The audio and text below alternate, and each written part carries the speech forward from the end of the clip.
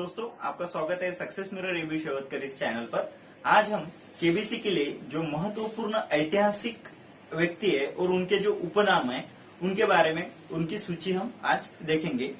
इसमें से एक ना एक क्वेश्चन किसी न किसी कंटेस्टेंट को जरूर आएगा, क्योंकि ऐतिहासिक ऐसे कुछ नाम है जो महत्वपूर्ण रखते हैं, जो महत्व रखते हैं कि इस नाम से किस व्यक्ति को पहचाना जाता है। तो यह आज हम पढ़ेंगे। तो हम स्टार्ट करते हैं ऐतिहासिक महत्वपूर्ण व्यक्ति और उनके उपनाम।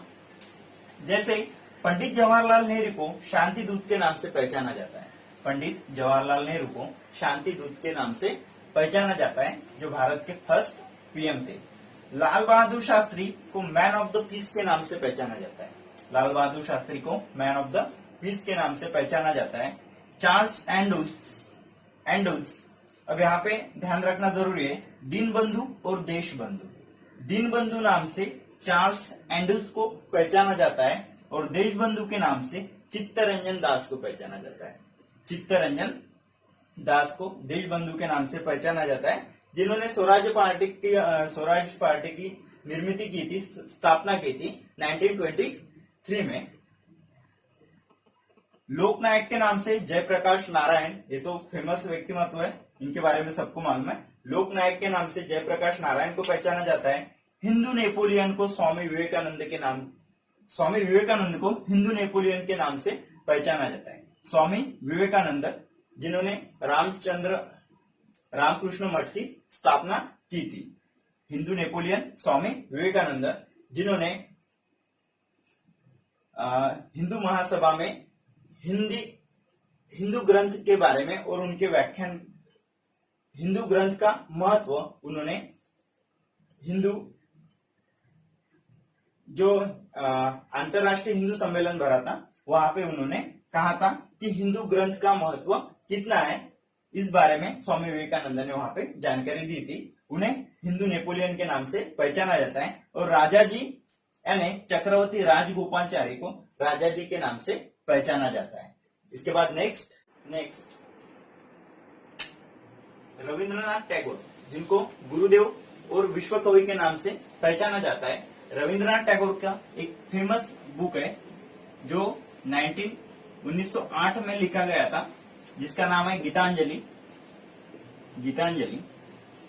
रविंद्रनाथ टैगोर, जिनको गुरुदेव और विश्व कवि के नाम से पहचाना जाता है, जिनका एक फेमस बुक है गीतांजलि, जो 1908 में लिखा गया है। और इसी बुक को साहित्य का नोबेल पारितोषिक 1913 में मिला है। साहित्य का नोबेल पारितोषिक 1913 में गीतांजलि इस बुक को मिला है। और भारत के प्रथम व्यक्ति है रविंद्रनाथ टैगोर, जिन्हें नोबेल पारितोषिक मिला है। वो भी 1913 में साहित्य के क्षेत्र में। किस किताब के लिए? गीतांजलि के लिए। गीतांजलि कब लिखा गया? 1908 में। उसके बाद इंदिरा गांधी, जिन्हें प्रियदर्शनी के नाम से पहचाना जाता है। इंदिरा गांधी, जिन्हें प्रियदर्शनी के नाम से पहचाना जाता है। इंदिरा गांधी का जन्म 1917 में हुआ। इंदिरा गांधी जी का जन्म 1917 में हुआ और 1917 का उल्टा 1971 1917 में उनका जन्म हुआ। 1971 में उन्हें नोबेल पारितोषिक भारत रत्न से नवाजा गया 1971 में।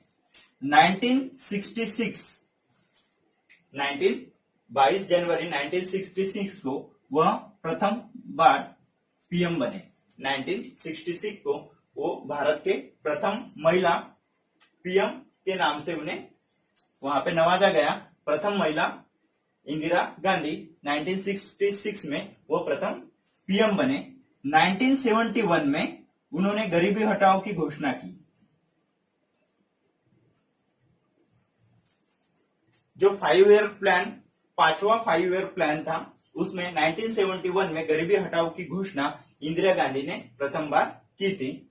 और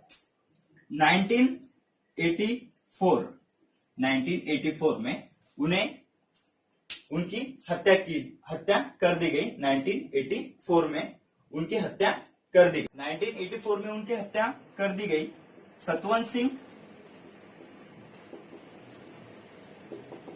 और बलवंत सिंह।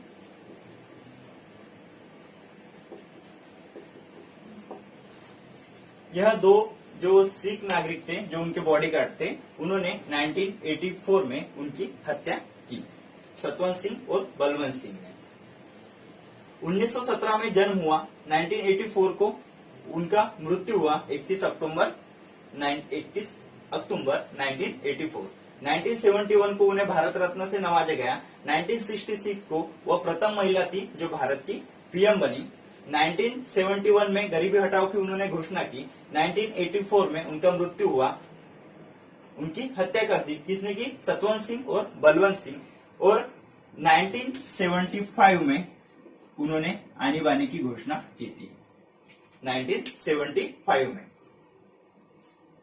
तो ये था इंदिरा गांधी के बारे में। डॉक्टर राजेंद्र प्रसाद, उसके बाद डॉक्टर राजेंद्र प्रसाद, उन्हें देश रत्न के नाम से पहचाना जाता है। डॉक्टर राजेंद्र प्रसाद, उन्हें देश रत्न के नाम से पहचाना जाता है। डॉक्टर राजेंद्र प्रसाद भारत के प्रथम राष्ट्रपति थे। डॉक्टर राजेंद्र प्रसाद भारत के प्रथम राष्ट्रपति थे। डॉक्टर राजेंद्र प्रसाद घटना समिति के अध्यक्ष थे। डॉक्टर राजेंद्र प्रसाद जो घटना डॉक्टर बाबा साहेब आम्बेडकर द्वारा लिखित जो भारत का सबसे बड़ा संविधान है, जो 26 नवंबर 1949 को लिख के पूरा हुआ और भारत के नागरिकों को 26 जनवरी 1950 को भारत के नागरिकों को सुपुर्द किया गया। तो उस समय डॉक्टर राजेंद्र प्रसाद भारत के राष्ट्रपति थे और डॉक्टर राजेंद्र प्रसाद ही घटना समिति के अध्यक्ष थे। दो ही समिति उसमें महत्वपूर्ण थी, एक मसूदा समिति और घटना समिति। मसूदा समिति के अध्यक्ष थे डॉक्टर बाबा साहेब आम्बेडकर और घटना समिति के अध्यक्ष थे डॉक्टर राजेंद्र प्रसाद, जो भारत के प्रथम राष्ट्रपति थे, जिन्हें देश रत्न के नाम से नवाजा जाता है। सरदार वल्लभ भाई पटेल, जिन्हें पोलादी पुरुष के नाम से पहचाना जाता है। सरदार वल्लभ भाई पटेल का सबसे बड़ा पुतला गुजरात राज्य में स्थित है। भारत का सबसे बड़ा पुतला है। मदन मोहन मालवीय को महानामा के नाम से, मदन मोहन मालवीय को महानामा के नाम से पहचाना जाता है। दादा भाई नौरोजी, जिन्हें पितामह कहा जाता है। दादा भाई नौरोजी, जिन्हें पितामह कहा जाता है। एक पितामह वर्ड महाभारत में भी यूज होता है, जिसे भीष्म पितामह के नाम से पहचाना जाता है। और एक दादा भाई नौरोजी जो पॉलिटिकल के पर्सन थे, दादा भाई नौरोजी, जिन्हें पितामह के नाम से पहचाना जाता है। लाला लजपत राय, जिन्हें शेरे पंजाब के नाम से पहचाना जाता है। लाला लजपत राय। उसके बाद राजा रंजीत सिंह, जिन्हें पंजाब का सिंह इस नाम से पहचाना जाता है।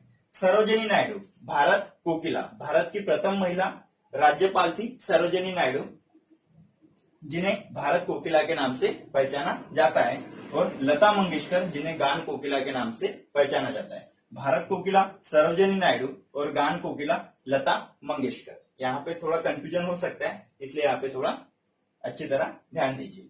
उसके बाद नेक्स्ट, उसके बाद शहीद आलम के नाम से भगत सिंह को पहचाना जाता है। कैद आजम के नाम से बैरिस्टर जिन्ना, जो पाकिस्तान के प्रथम अध्यक्ष थे। 14 अगस्त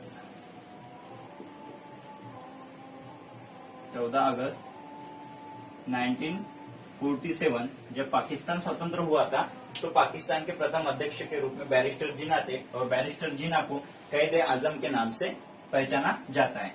नेताजी सुभाष चंद्र बोस, सुभाष चंद्र बोस को नेताजी के नाम से पहचाना जाता है। सुभाष चंद्र बोस का देहांत एक प्लेन क्रैश में हुआ, ऐसा अभी तक 100% कोई श्योर नहीं, लेकिन ऐसा अभी तक कहा जाता है कि नेताजी सुभाष चंद्र बोस की हत्या प्लेन क्रैश में हुई है। नेताजी सुभाष चंद्र बोस को 1941 में नजर कैद में रखा गया था, लेकिन वहां से वो एक पठान के नाम से, जियाउद्दीन पठान के नाम से वहां से भाग निकले। 1936 में वह हिटलर से मिले थे और 1943 को जब आजाद हिंद सेना की स्थापना हुई, तो आजाद हिंद सेना के सेनापति के रूप में सुभाष चंद्र बोस की वहां पे नियुक्ति की गई।